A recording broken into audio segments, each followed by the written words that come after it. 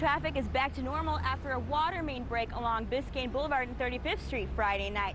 However, the businesses that are here are still shut down because there's still no water. So the boys pulled out one of these drawers and started dangling from it with their feet in the air, and that's when everything just tumbled on top of them.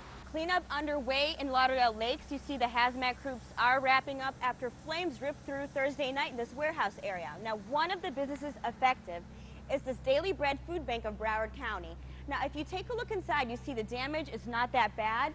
You see bananas, water, but because of the chemicals involved in last night's fire, well, all this food is now wasted.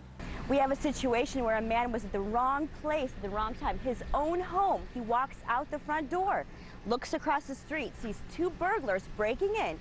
Before he could do anything, a gun was pulled and shots were fired. Fire officials speaking to family members after their house on 32nd Avenue, 67th Street breaks out in flames.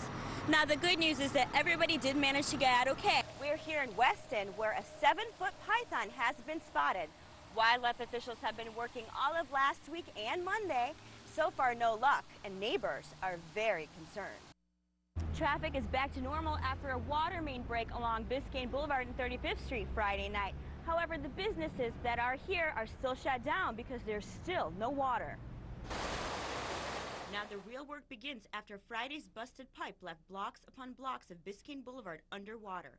Downtown Miami, unrecognizable. Construction crews back out trying to figure out what went wrong. So wrong that traffic had to be shut down for blocks and then redirected. Kind of a pain trying to get through here. Jesus. Very abusive with the traffic and the public and everybody. Drivers not the only casualties in the water main break. This hotel owner in the midst of all the action, now without customers. And customers were leaving, so it affected us because nobody could get in and out. The traffic was complete chaos. So. His water's still off, but he says the people next door had it much worse. It was like a big fountain. It just exploded and it gushed everywhere. The business next door, they flooded their parking lot. Those neighbors washing away the last of the debris, glad things turned out as well as they did.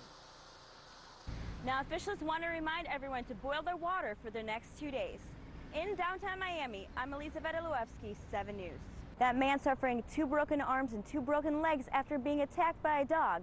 And now police have released the surveillance of this incident, and we warn you, it's very hard to watch. Tuesday evening, a frightened Orlando Acosta jumps into Harding Avenue and 92nd Street in Surfside trying to avoid a dog. Jumped and he went into the traffic. Avoiding the dog, but in the path of greater danger, a moving bus.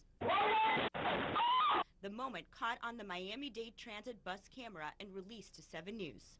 Seconds before, you could see Acosta coming face-to-face with Hazel Lee's Rottweiler named Princess.